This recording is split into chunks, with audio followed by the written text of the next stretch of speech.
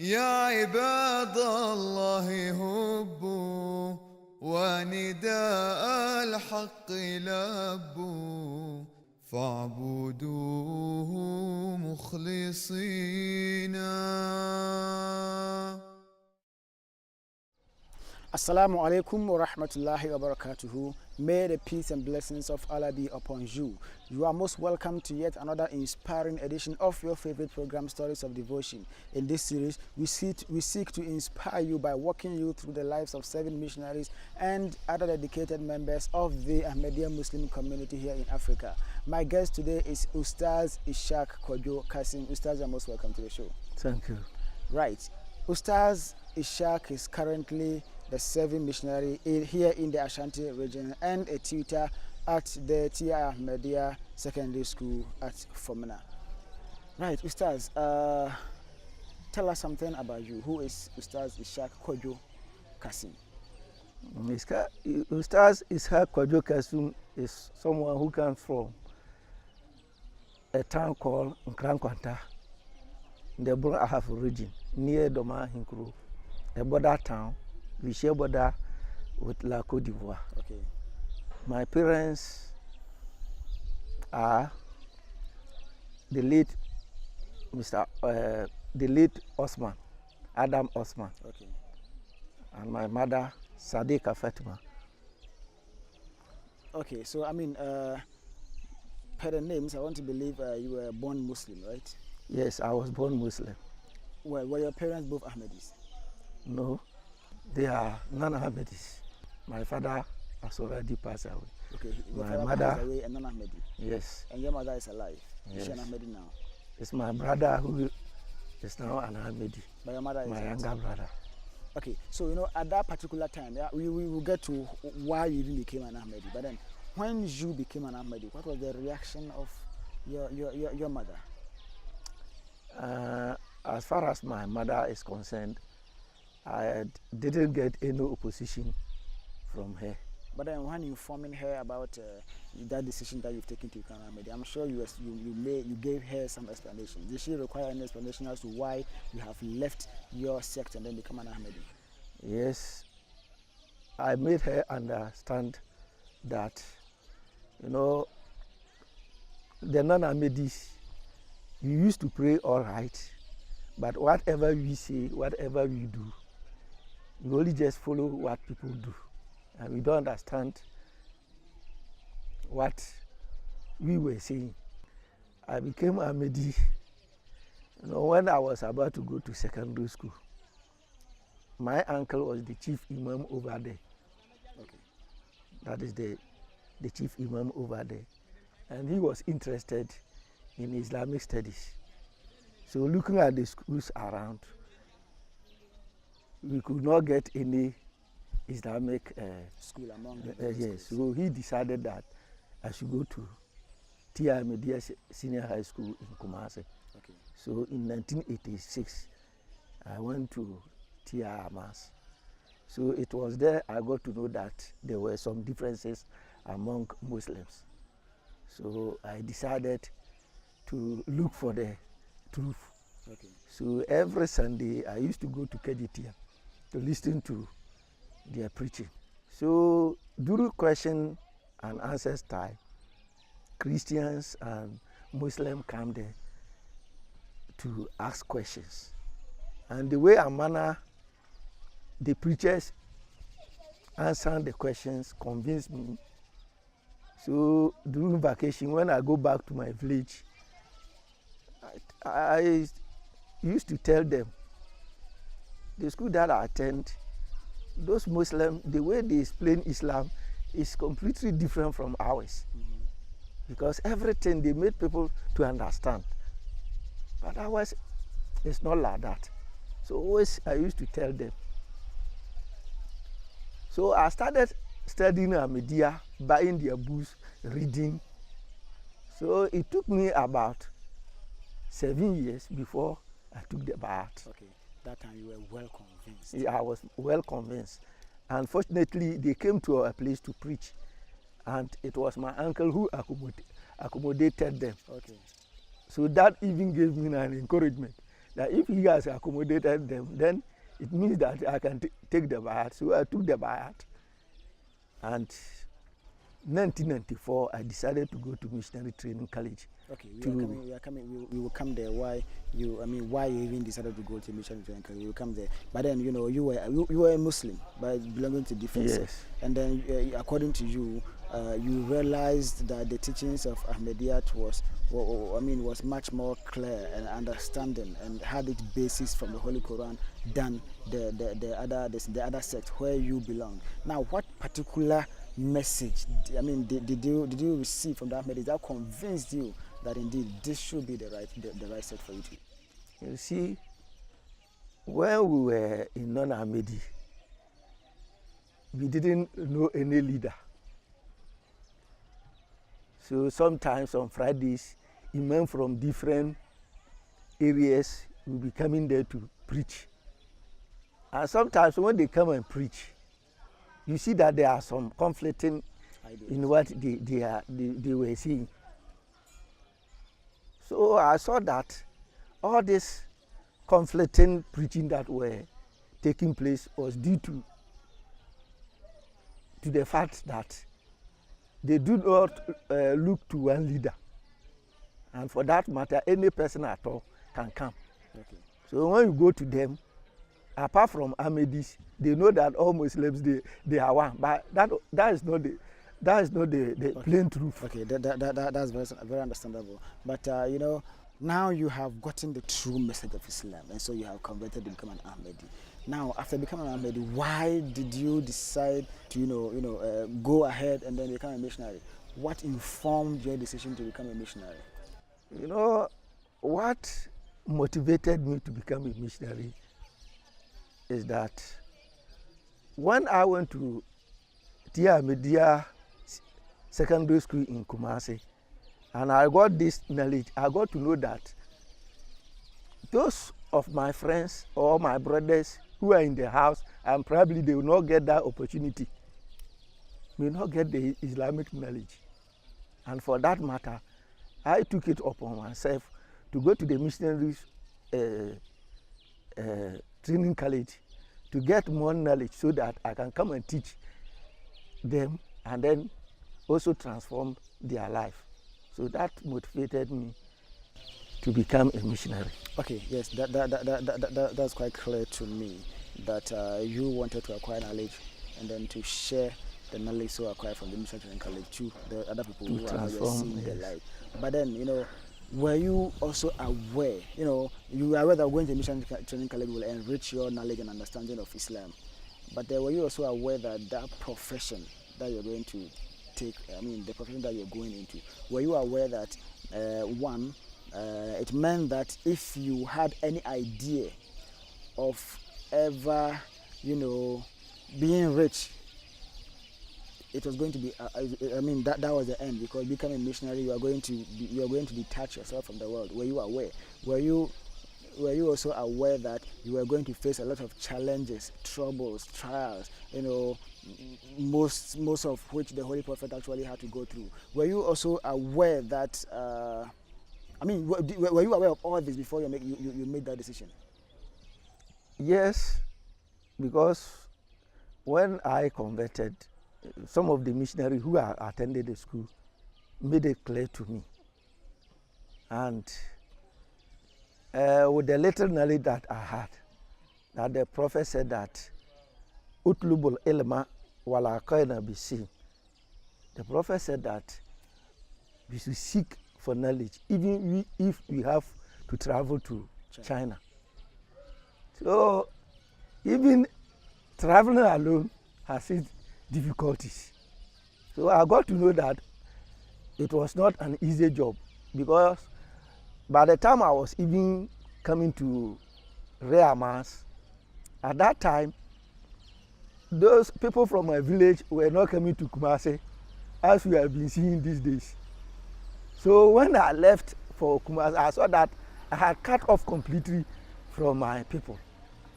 And I had little challenges there. So I saw that was the same thing that I would go through, but with the intention that I would get knowledge, I didn't think of the difficulties that I will even go through. Therefore, So I decided to go.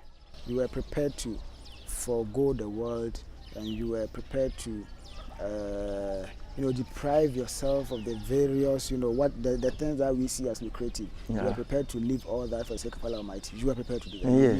You had to leave all that. Yes. Alhamdulillah. Now, becoming a missionary after completion, the Ahmadi Muslim Mission Training College, were you okay with the knowledge that you had from the school? The knowledge that you went there to seek knowledge after completion. Were you okay? Did you feel like now you have gotten the knowledge that? Yes, I was okay with the knowledge. Okay, now you went to the field. You knew there were going to be troubles. You know there were going to be challenges and trials. Now you are in the field. Tell me some of the main challenges that you encountered. Some of the challenges that as a missionary in the course of delivering your work. Yes, I work in different places. First I was sent to Goso, also in the Brahafo region, and I spent about 5 months. And later, I was asked to go and start a new created circuit, which is Kentampo circuit. And in fact, the work over there was not easy at all, because if you look at some of the villages, even transportation was a problem. Places like Cherembo, in Zabramba area. Okay. If you can even get transportation, it will be a tractor, because tractor used to go there to carry the yams. So sometimes when you go there, you have to sit on these yams before you come. When we were coming, we left there around 6 p.m. and unfortunately, on our way coming, the strata got struck in the mud. So it means that we had to unload all this yam before we can move the tractor from that area. So by the time we finished, it was even past 12 midnight. You had to pack them back into the car before you can move. Yes. So it was not an easy job. So really, we suffered, and the road too was not good. Alhamdulillah. Now, so you see, you had other contemporaries. Okay, you chose the religious aspect. I'm sure the other people also chose the secular aspect. Now, when you look at them and then you see yourself, when you see yourself as a missionary, you see your other contemporaries. Do you regret being a missionary? Not at all. I don't regret being a Muslim. What have you gained from becoming a missionary? How has the missionary life positively impacted in your life? You see, sometimes there are many things that normally we think that if you learn Islamic religious knowledge, you cannot be matched up with the other people. But the truth of the matter is that no amount of secular knowledge that one possesses, if it's not guided by religious knowledge, that person may go wayward. So I know that what I have chosen is the right thing, and it will never lead me or land me into trouble if I stick to it. But you see, as a child growing up, yes, you had certain professions in your mind, what you wanted to become. And then, when we were all growing up, we all had those ideas that, we saw doctors to be, doctors to be rich, to have respect in society. We saw lawyers and then nurses, teachers and all that. So we all had ideas. We want to be I want to become a doctor, I want to become a nurse, I want to become all that. But along the line, we came to understand that, well, it is better to serve Allah Almighty than to do all this. But yet, some of our colleagues who also went into that other side, when you see them, you see their life, that, their profession, they have gotten that lucrative lifestyle that's attached to that particular profession. So sometimes when you see your other colleagues, who took to the secular education with all these luxury, okay, and you see yourself as a missionary who is serving Allah Almighty, maybe with not at par with them when it comes to richness. I mean, do you regret being a missionary? Do you regret not pursuing that cause to also get what they are having now? The truth is that the real happiness is not situated in material things. As the Prophet is reported to have said, Al-Ghina, Ghina nafs. The real contentment or the real richness is the contentment of what? The heart. Some people, you see them apparently, you see them to be rich, but inside them, they are not at peace. Because the way and manner, probably even they got their wealth. That even goes against their conscience. And we see them to be at peace, but it is not so. So, as far as Islam is concerned, I see myself as a lucky one for having an Islamic knowledge. Alhamdulillah. You see yourself Sometimes as a lucky person. you go to the society, you may have lawyers, we have doctors, but after all this knowledge, they respect you a lot because they know that when it comes to religious knowledge, they are ignorant. I know many people who even envy us for having Islamic knowledge. Okay, therefore I want to know why people actually envy you with the Islamic knowledge and then being a missionary. That way, my next question would be, could you share with us some of your experiences, as a missionary for Kentampo, Northern? I mean, your experiences as a missionary. I mean, you see, as far the secular knowledge, I can say that it is non-common. You go to a mosque now and ask those who are economists, you get many. But ask those who have the Islamic knowledge, they are few. Okay. They are very few. Okay. They are very few. Now, so you are unique among them. Yes, I get you. That means that, I mean, the uniqueness of the profession. I understand it very clearly here. I want you to share with us some of your experiences, as a missionary in some of the various circles that you have worked in so far. Your experience as a missionary. My experience as a missionary, let me start from my hometown. I didn't work there, the town itself, but the circuit, I worked there. When I became a missionary, or when I started going to the missionary training college, as I was telling you, my mother herself was not worried, but the other people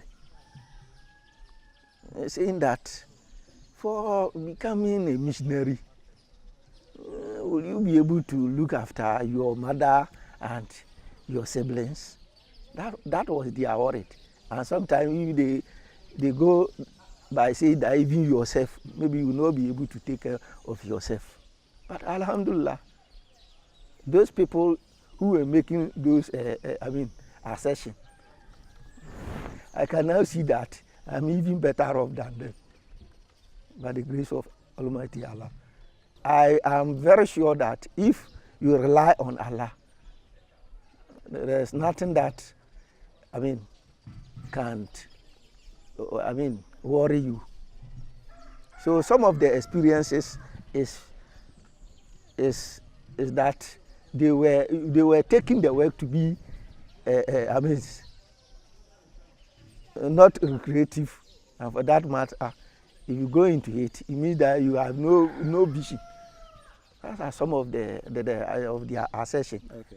And moreover, when I went to the new creators circuit like in Tampo, the transportation problem that I was talking is one. Yes. And in fact, too,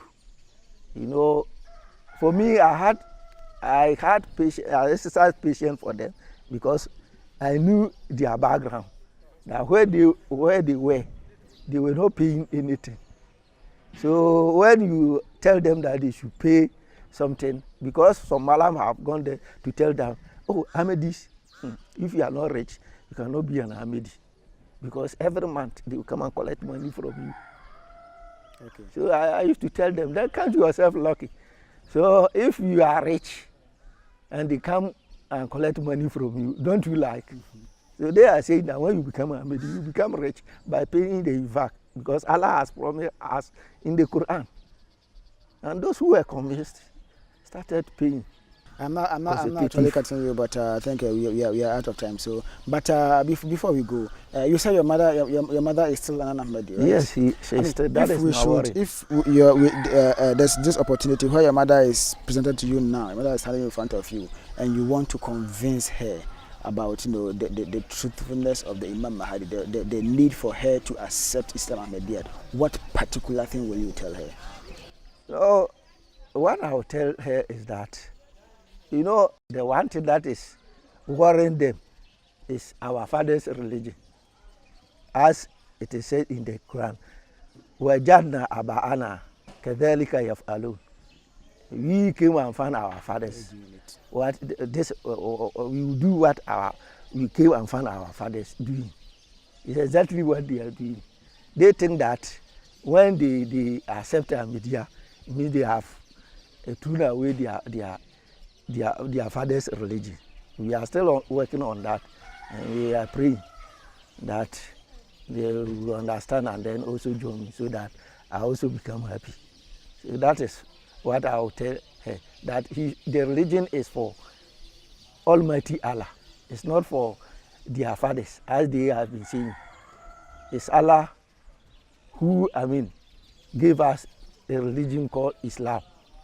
But the religion is not for our fathers, as they have been saying, that by accepting Ahmadiyya, they have thrown away their father's religion. Okay, so they should reconsider. That one is much clearer here. But now you know the importance of becoming a missionary. You know the importance of being a missionary. Yes. Now, what advice will you give to the general public about to get them to like this particular profession, as you know the importance of this profession?